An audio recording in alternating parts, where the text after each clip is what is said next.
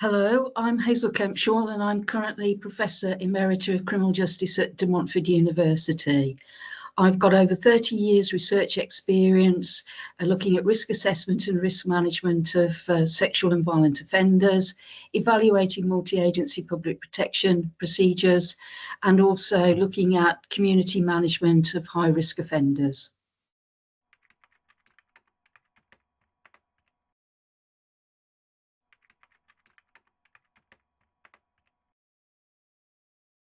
My first piece of advice would be to use risk assessment tools.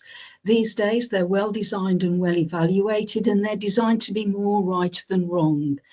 You owe it to the person you are risk assessing to use something that is effective and fair. You owe it to the public to use something that is effective for the public's ongoing protection.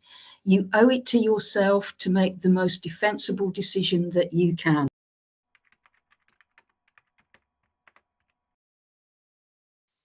My second piece of advice is remember that risk assessment tools don't do everything.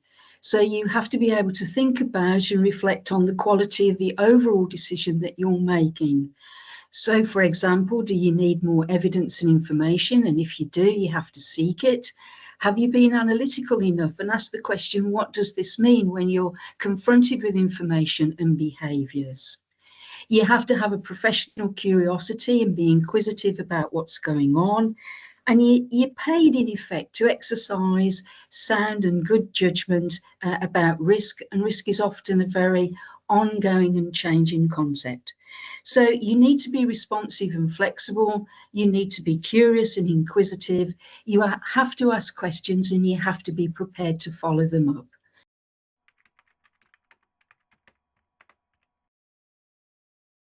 My final piece of advice is about risk management. Use the most effective interventions and risk management techniques.